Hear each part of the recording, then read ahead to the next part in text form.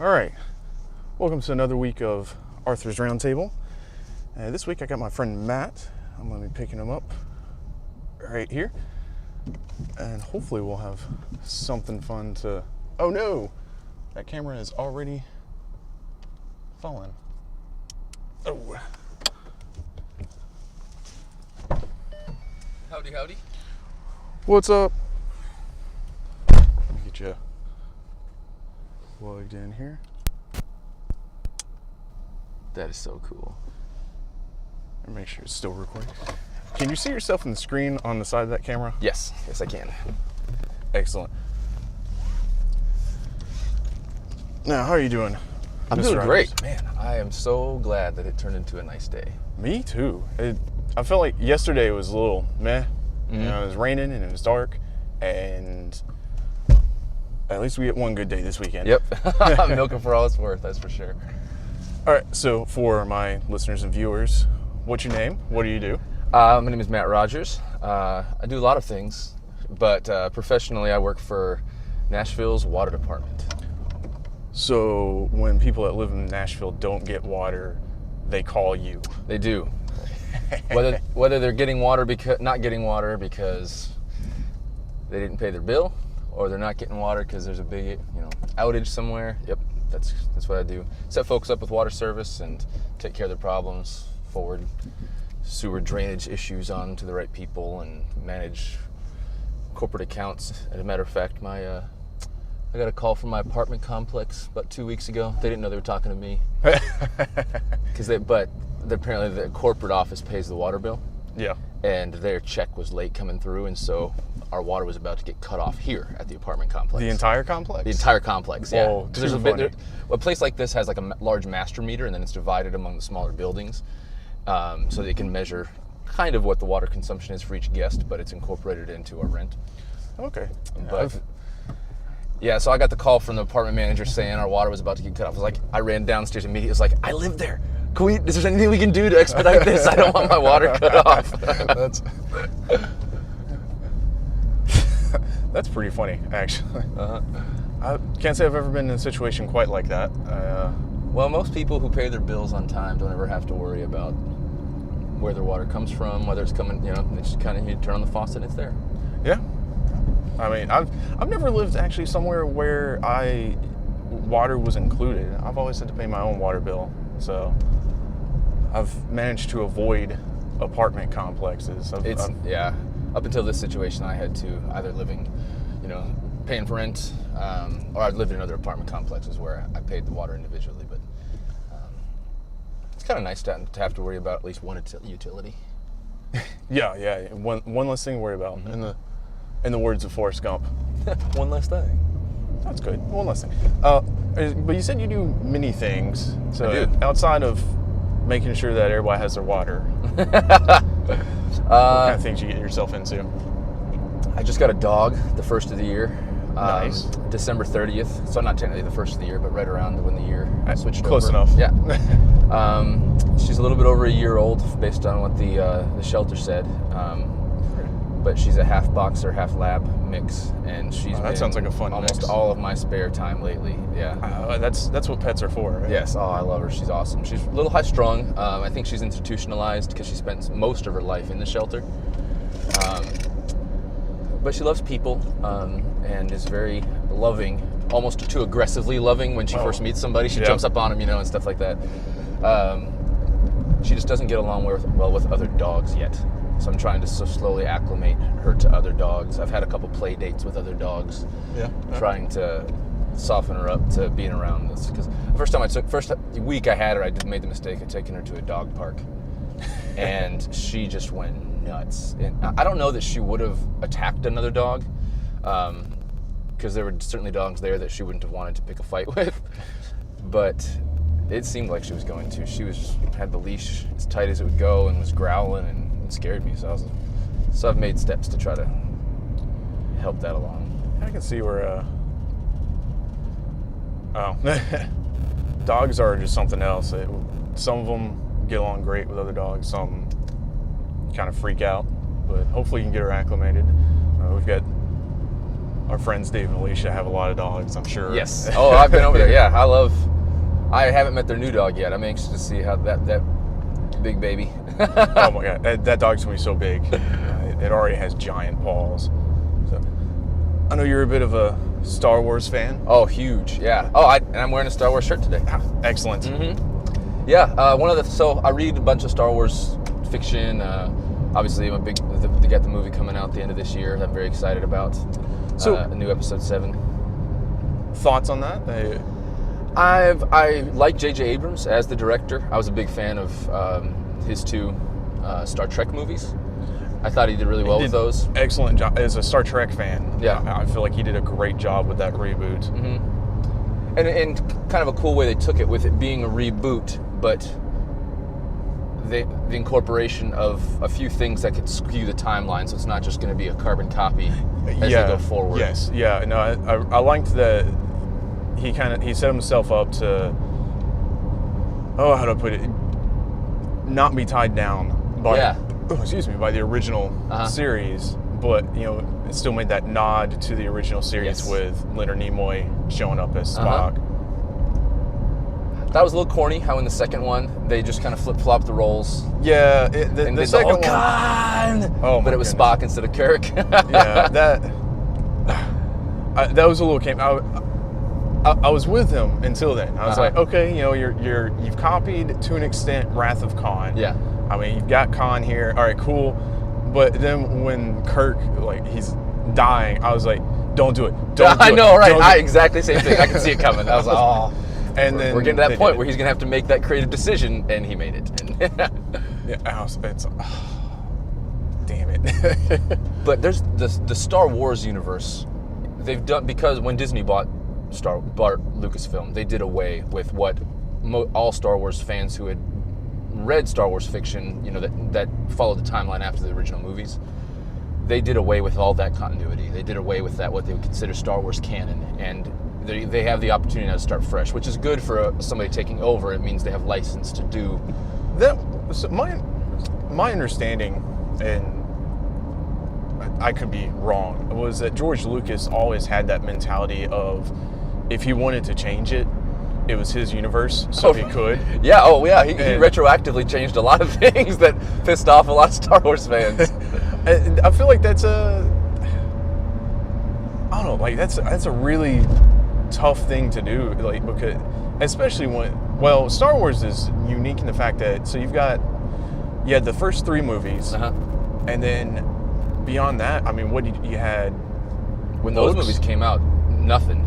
Nothing before the movies, and then the movies came out, and you had books?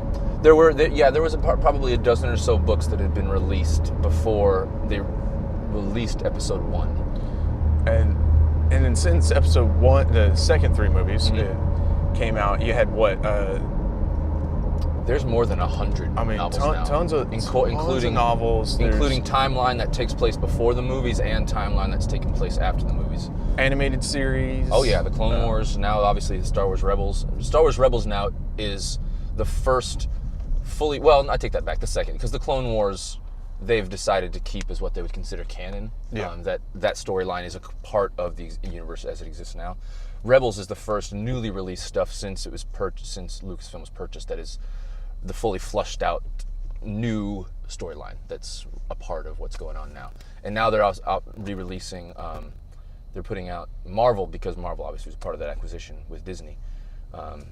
They're now releasing Star Wars comic books that flesh out the story even more. And I've read the first 3, and they're awesome. They're really cool. It always gets me, the extra material. Star Trek, tons and tons of books. And my understanding is that while the books are, some of them are really good reads, officially none of them have ever been considered canon. It's all just considered fan fiction? Yeah, pretty much. And so canon is only what has appeared on screen, so TV shows, and that's what original series, animated series, Next Generation, Deep Space Nine, Voyager, and Enterprise. And there was a Star Trek animated series? There was. And they actually, it was very short-lived. It was right after the original series went off the air. Oh, so in the 60s? Yeah, and they were able to get the entire cast, to voice their characters. Oh, awesome. I didn't know that. Yeah, very unknown. Yeah. And I'm a pretty big dork, and I never heard of it. yeah. Like I said, I'm a much bigger Star Trek fan than anything else. And of course the movies. There's what, 11 movies now? Holy cow, there are. I don't think I've seen the last. Well, maybe I have. The ones that followed the story of the Next Generation cast. Those are the last movies to be released, right? No, not counting J.J. Abrams. Right, not counting those. Okay. Reboots. Because they had. What did they did? Generations, which was that movie. I loved that movie. I really enjoyed that one, but a lot of people did not. They didn't? Oh. Then they had First Contact, which everybody loved. Yeah, definitely loved that one too. And then they had Insurrection, which was that? That's one of the planets that where everybody gets younger and is pretty much. And they have the other aliens that stretches their faces. Yes. Okay, I've seen that one. Yeah, and then there was Nemesis. And that's the clone of Jean-Luc, right? Played by Bane. Yes, he was so thin in that movie. It's so weird to think of them as the same actor. Yeah, he is. After that movie, he bulked. Actually, and that's not even for me, his first big on-screen appearance. Tom Hardy was Band of Brothers. He was. Wow. And he is super small in Band of Brothers. Wow, he must have been very young. Oh yeah, and obviously since then, he started doing other stuff, and he really bulked up. Bane being the best example. What's the other movie? He was gigantic in that movie. What's it called? The Fighter or something? There's some boxing. Yeah, he was movie. a mixed martial artist. Yeah, and he's real big in that as well. All right, well, flip a bitch. I'm sorry. Yes. You got the power to jump into traffic wherever you want. Pretty much. I tell you what. So I work downtown and I live out in Gladeville, and rush hour traffic is awful. It's always awful. But especially when you got these many horses that want to run. The one advantage is every now and then I'm like, that spot right there, I want to be in that spot, and I can do it. Yes. Because the car I had before this was a '94 Honda Civic. Yeah, that's a big difference. Is it a 4-cylinder? Oh yeah. Yeah. I think it had officially, according to Honda, it shipped with 101 horsepower. 101. Yeah. Not 99 or 100. Yeah. Barely made that triple digit. Yeah. And so I got good gas mileage out of it. Oh, I'm sure. I mean, I could drive that thing like I didn't care, and I still get 30 plus miles to a gallon. So you'd make the move that guy just made, except you wouldn't make the person behind you slow down. Exactly. The one nice thing about my Civic, it was a 5-speed manual transmission, so I at least still had a little bit of fun driving it. Oh, good. Yeah, it was an engaging experience. Yes. Every vehicle I've ever owned has had a manual transmission. I've never owned a stick. I started with a Jeep that had a 4-speed manual transmission. Then I got my Civic that had 5, and now I have this that has 6. So I figure my next car has to have 7. It has to have at least 7, yes. But I can't knock Honda Civic though. I mean, I drove it for 10 years. I had 245,000 miles on it. How many of those miles are you? 125, 130. Wow. Yeah. It's a well-loved automobile. Oh yeah, great car. And had I taken better care of it, I probably would still be driving it today. I was young and dumb and didn't do all of the maintenance that I needed to. If you could go back and change whatever happened that led to you getting rid of that car and getting this car, would you? Would you? Because I like this car. I really like this car as well. It's a tough call. I wish I had taken better care of it. I would for sure, and maybe gotten a few more miles out of it, because I will say this car payment's not so much fun. Oh, I can imagine. But you learned a lesson that's going to allow you to take good care of this one. Absolutely. Yeah, I try to be religious about getting the oil changed and you can take good care of this thing. It looks nice. How long you had it? Coming up on 3 years. Oh wow, I would have never guessed that. Yes, you take very good care of it. Got it brand new in 2012. It was let's see, I went to the lot and I test drove it, and when the first test drive, it had about 12 miles on it before I got in it. And from there, I went back and I test drove it again, just kind of to double check, because I test drove a few other vehicles, and by the time I signed for it and drove it off the lot as my car, it had 40 miles on it. And they're all yours. Pretty much, yeah. Yeah, all but 12. Yeah. So, and now I've got way more. 62,000 it looks like. Coming up on 63. That's about average. I think I read somewhere that, you know, you're doing well if you're putting, you know, 20 a year on. Yeah, I wish I could put a few less on it a year. Just because... Well, move closer to Nashville. I would love to. And if an opportunity presents itself, you know I will find I will be moving to Nashville. Other than the drive into Nashville for work, where I've got a good thing going where I live. I've got some land. It's a house. It's not an apartment, so I don't share That's a nice wall too. with anybody. Yeah. I hope my next move is an upgrade like that. I would say, you know, I've lived in a little bit of everything. You know, I've done I moved back in with my parents when I was in my mid-20s I did too. For a couple months. That's how I was able to get my degree. I moved back in with my parents, just hunkered down. I sucked up my pride. I was like, hey guys, I'm going to go back to school. Can I move in with you? Sure. As long as you stay in school, you can live here. So I graduated and moved out. And moving back in is not easy. Oh, no. And there's, not like you can bring a girl home. Oh, that is awkward. That is definitely awkward. I found myself... I became a weekly regular at a local bar in Lebanon. So you have your own space for at least a portion of the day? Yeah, so I could get out at least one night a week and just... I get to the point I knew almost all the bartenders at this place. Sit down, they're like, hey, Arthur, what's up? I'm like, hey. The one girl I had when I was living in Arizona, the one girl I would have considered my girlfriend, the one girl I actually had an extended dating period with, she did spend the night a couple times over at my house, and the first time she spent the night over, I don't know if my parents just felt awkward, didn't know what to do, but they were there, they were up before we were, and we woke up and went outside, and they were there like at the breakfast table with a place set for her. And she was so embarrassed. She just, I didn't understand why she was embarrassed, because I knew my parents are the kind of people who are that welcoming and that nice. I'm sure if they could do it over again, they would have just stayed in their room until she left, whatever, but I didn't communicate very, very well with them. Gosh, yeah, I mean, I wouldn't know what to do. She was so embarrassed. It was so funny. Gosh, I'm trying to put myself in your parents' place, considering I don't have any kids. A little hard to do, but yeah, I wouldn't know what to do either. Like, do we set a place? Do we ignore it? Like, make a doggy bag. Oh man, so we've both been there. I've lived in a couple of townhouses over the years. Those are always interesting. That's like roommates? Yes, yeah, with a variety of roommates. One time was with a guy that I had that I served with. He was in my National Guard unit, and that ended up being a mistake. He had just been kicked out.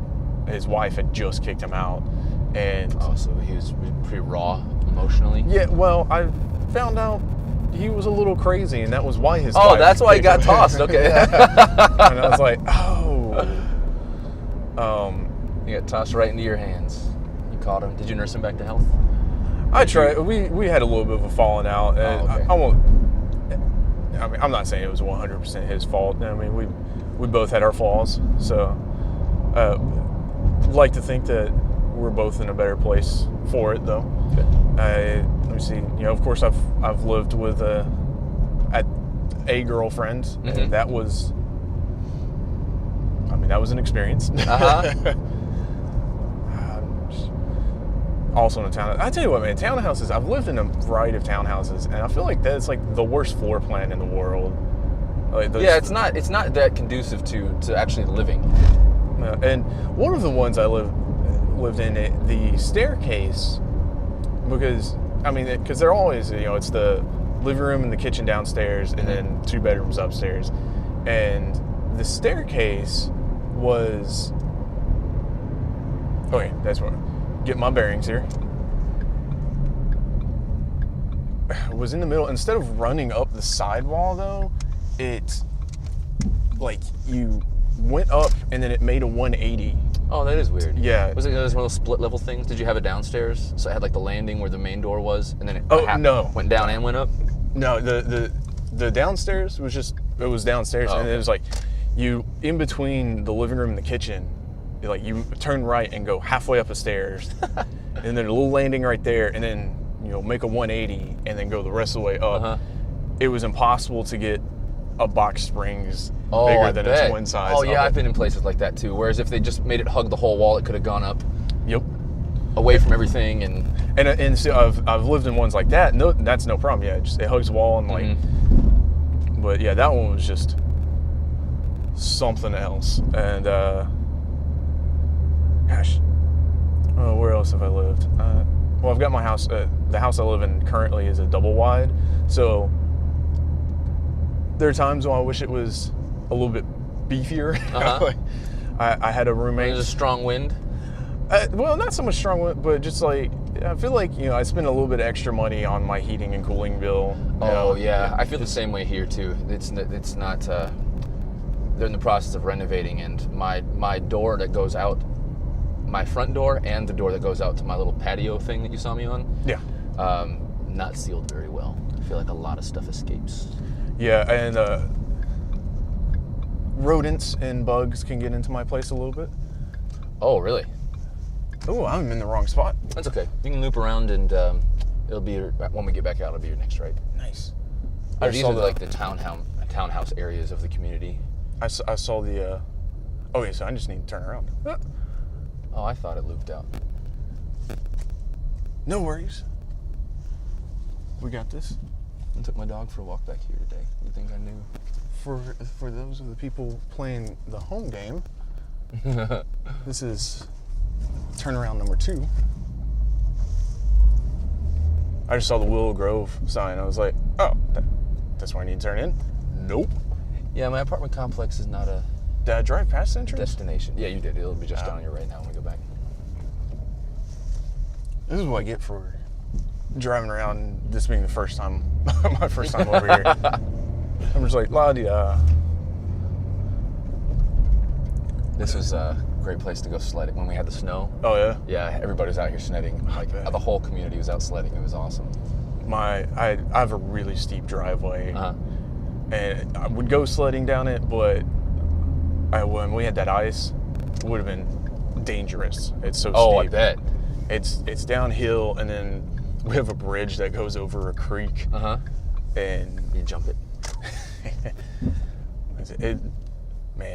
the snow, both times that we got like the real bad ice and then Mm-hmm. the snow, I was just stuck.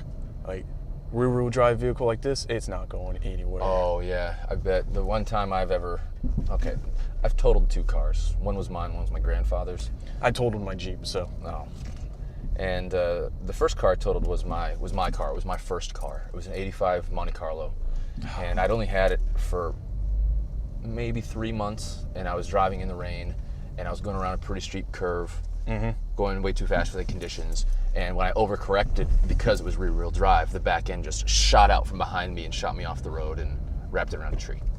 Thankfully, me and my passenger were just fine, but the car was dead. The second car was also a rear-wheel drive car that I was driving in Minnesota, and it spun out on the interstate, and I rear-ended a truck. Ooh. And the truck's hitch impaled the engine. Oh, and man. just killed it. So the body of the car was fine, but once the engine was dead, it was also a Grand Marquis. Well, it was a Grand Marquis. Okay. Yeah, my Jeep, roads were a little wet, and I was coming around this nice broad curve and just started sliding, and the rear end just kind of came around and just slid off the edge of the road. I wasn't going fast, like 30 miles per hour. Problem was there was a drop off, and just when it hit that drop, it just rolled it right over. You were in it when it rolled? Yeah. Wow. Well, thank you for joining me. Oh, this my week. pleasure. Yeah. It's been fun. Definitely would love to have you back. Yeah, I'd love to do it again. So, pleasure. Thanks a lot, Arthur. Oh, thank you. Want to unplug you here? Have a good one, buddy. I'll see you again Is soon. there? Yes.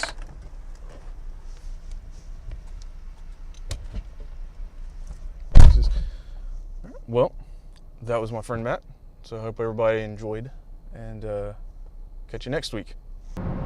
Hey guys, as you can see, I'm driving on the interstate here, and I'm putting a lot of miles on my car recording this podcast, and I really appreciate it if you would show me a little bit of love by subscribing and or liking, rating, my podcast on iTunes and or on YouTube. Obviously, I'm a fan of the video portion, but it's still out there on iTunes for you. So please subscribe. Thanks. See you guys next week.